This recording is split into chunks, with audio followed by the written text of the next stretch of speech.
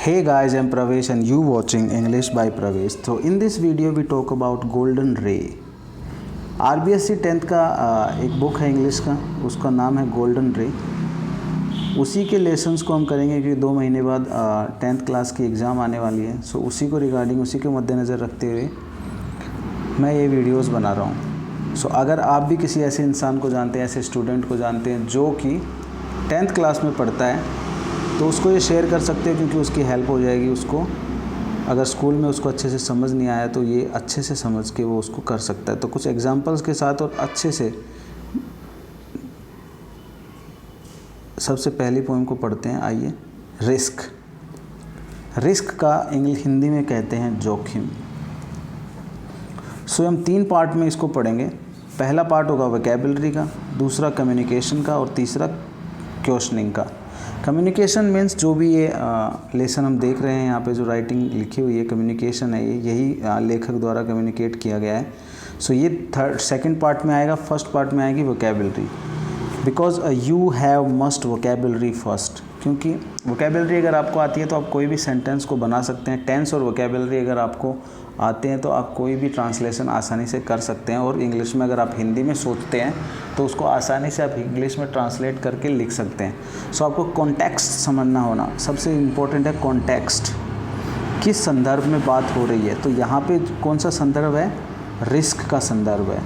तो इस रिस्क के संदर्भ में जो भी बातें हो रही हैं उसी को हम इस लेसन में पढ़ेंगे। सो सबसे पहले हम देख लेते हैं इसकी ग्लोसरी, इसका शब्दकोश। तो सबसे पहले आइए, जिसका नाम है, लेसन का नाम है रिस्क। सो रिस्क क्या होता है? What is risk? तो ये आपका क्वेश्चन भी है, व्हाट इज़ रिस्क। सो इस लाइन को अच्छे से याद कर लेना। हिंदी में तो सबको पता है जोखिम होता है, लेकिन इंग्लिश में जब कैसे लिखोगे इसको आसान भाषा में मैं करके बताता हूँ आपको। A situation that could be dangerous, एक ऐसी स्थिति, एक ऐसी परिस्थिति जो कि खतरनाक हो सकती है और हैव ए बैड रिजल्ट, और उसके कुछ बुरे परिणाम भी निकल सकते हैं, उसी को कहते हैं risk. So a situation that could be dangerous और have a bad result. A situation that could be dangerous और हैव ए बैड रिजल्ट, खतरनाक भी हो सकती है और बैड रिजल्ट, बुरे परिणाम भी उसके निकल सकते हैं। दूसरा है सेंटिमेंटल। सेंटिमेंटल होता है भावुक इंसान, जो बिना बात के आंसू टपका देता है, भावुक इंसान। अनडिज़ायरेबल इमोशंस होते हैं कई लोगों के, कि उनको थोड़ा सा कुछ कहा नहीं और रोने लग जाते हैं और उनके इमोशंस जो है वो बाहर आने लग जाते हैं। सो इमोशंस जॉय, सोरो, सफ़र, ग्रीफ, एक्साइटमेंट, ये सारे सेंटिमेंटल इमोशंस होते हैं। सेंटिमेंटल एक उस कैटेगरी में इस लेसन में यूज़ हुआ है जैसे कि भावुक इंसान हो जाता है, बहुत ही भावुक हो गया, रोने लग जाते हैं बात बात में, ठीक है। तो उस कैटेगरी में। तो अनडिज़ायरेबली इमोशंस, अनडिज़ायरेबली इमोशंस में मीन्स जिसकी इन डिज़ायर क्या होता है? इच्छा होती है, जिसकी आवश्यकता नहीं होती है, जिस चीज़ की आवश्यकता नहीं है वैसे इमोशंस अगर हम एक्सप्रेस करते हैं किसी के सामने, उसको हम बोलते हैं सेंटिमेंटल, ठीक है। दूसरा है अगला है इन्वॉल्वमेंट। इन्वॉल्वमेंट मीन्स होता है किसी चीज़ में अपना हस्तक्षेप करना, किसी चीज़ में अपनी इन्वॉल्वमेंट को दर्शाना। अब ये पॉजिटिव और नेगेटिव दोनों होता है। अगर हम किसी की काम में अगर बीच में टांग अड़ाते हैं तो वो एक इन्वॉल्वमेंट हो गया, वो बैड इन्वॉल्वमेंट हो गया। और अगर हम किसी किसी काम में अपना इन्वॉल्वमेंट दिखाते हैं, कि मैं जैसे पढ़ाई में अपना इन्वॉल्वमेंट दिखाता हूँ, तो वो क्या हो गया? एक अच्छी साइड हो गई इन्वॉल्वमेंट की। So the act of taking active part, एक ऐसा एक्शन, एक ऐसा कार्य जिसमें आप सक्रिय रूप से भाग लेते हो और कीन इंटरेस्ट इन समथिंग, और पूर्णता से उसमें अपनी रुचि दिखाते हो, उसी को कहते हैं इन्वॉल्वमेंट। नेक्स्ट है एक्सपोज। एक्सपोज मीन्स कोई भी चीज़ को उखाड़ना, कोई भी चीज़ को दिखाना, कोई भी चीज़ को उजागर करना, कोई भी चीज़ को, वो बोलते हैं ना कि पर्दा उठा दिया, तो ये चीज़ क्या हो गई? एक्सपोज हो गई, मतलब सबने देख लिया वो चीज़ को। सो ब्रिंग टू लाइट मतलब रोशनी में लाना, प्रकाश में लाना, किसी चीज़ को प्रकाश के अंदर लाना। मतलब अब अंधेरे में रहेगी तो हमें नहीं पता होगा कि कौन सी चीज़ है, क्या है, लेकिन अगर हमने उसको एक्सपोज कर दिया, उसको प्रकाश में ले आए तो सबको पता चल जाएगा। सो रिवील करना, एक्सपोज करना, ठीक है, ब्रिंग टू लाइट, प्रकाश में लाना।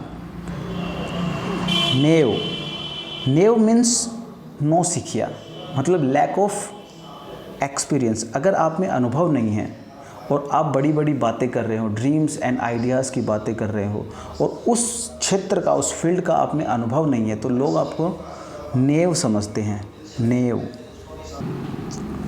सो आपको फिर लोग नेव समझते हैं। नेव मीन्स एक ये एडजेक्टिव है, जैसे कि you are a naive person, मतलब आप एक क्या हो, नौसिखिए हो, आपको अभी नॉलेज नहीं है, ठीक है। तो showing lack of experience, lack मतलब कम और एक्सपीरियंस मतलब अनुभव। सो उसी को कहते हैं naive. Showing a lack of experience, ऐसा अनुभव, ऐसा काम जिसमें आपको अनुभव नहीं है, कम अनुभव है, लेकिन फिर भी आप उसको किसी को बताते हो, तो आपकी जो प्रवृत्ति नज़र आती है, आपका नेचर जो नज़र आता है, वो उन सबको लगता है कि he is a naive person, ये एक नौसिखिया है।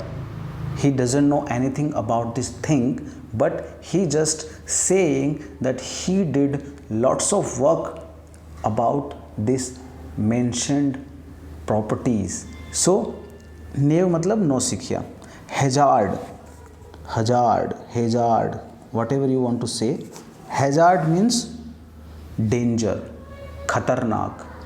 साइंटिफिक लैंग्वेज में इसको बोलते हैं खरपतवार। जैसे खेतों में खरपतवार उग जाती है, वो खरपतवार क्या होती है, डेंजर होती है ना फसलों के लिए। सो ऐसे ही होता है हैजार्ड। हैजार्डस सोच होती है लोगों की, जो कि खतरनाक होती है सोसाइटी के लिए। सो ये भी क्या है, एक हैजार्ड है, एक डेंजर चीज़ है, एक खतरनाक चीज़ है। सोरो मीन्स दुख, ग्रीफ, सफरिंग फ्रॉम सोरो। सो सोरो मीन्स दुख। एक्सप्रेशन ऑफ सैडनेस, ग्रीफ, ऐसी भावना, ऐसा एक्सप्रेशन, ऐसी इमोशंस जिसमें आप उदास होते हो और आप दुखी होते हो, उसी को कहते हैं सोरो। चेंड मीन्स जकड़ा हुआ। चेंड होता है ना, किसी को जंजीरों में बांध देते हैं, तो ऐसे इंसान को बोलते हैं चेंड।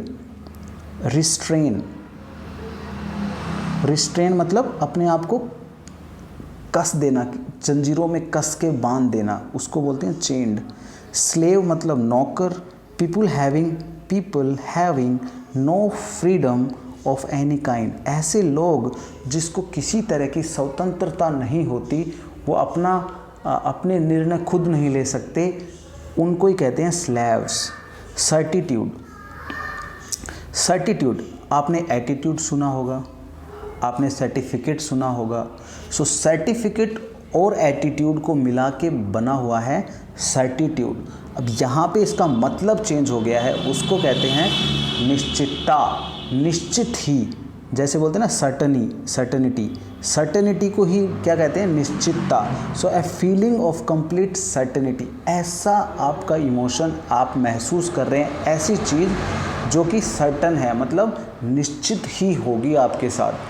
अगर आप ऐसा नहीं करोगे तो वो निश्चित रूप से आपके साथ होगी, उसी को बोलते हैं सर्टिट्यूड। फॉरफिटेड मीन्स खो जाना, अपने आप को खो देना, ठीक है। लॉस्ट मतलब खोना। सो फॉरफिटेड मीन्स सिंपल अपने आप को खोना, अपने आप को खो देना, अपने विचारों को खो देना। सो ये था वोकैबुलरी का पार्ट। अगर आपको ये अच्छा लगा हो तो आप इसको शेयर कर सकते हैं, लाइक कर सकते हैं। और जो भी 10वीं क्लास में या फिर 10th क्लास में, या ये तो वोकैबुलरी है तो आप किसी को भी भेज सकते हैं, क्योंकि everybody should know about the vocabulary first, and then we will start to speak English. So thank you so much being here, and keep supporting and keep watching this channel. So ऐसे ही videos second part को देखना मत भूलिए, उसमें आपको communication के बारे में पता चलेगा कि इस लेसन में क्या कम्युनिकेट किया गया है, उसको सिंपल भाषा में हम सीखेंगे और हिंदी में ही आपके माइंड में ऐसा फिट हो जाएगा कि आप आसानी से उसको ट्रांसलेट कर दोगे और आसानी से क्वेश्चन आंसर कर दोगे. So thank you so much, और देखते रहिए इंग्लिश बाय प्रवेश.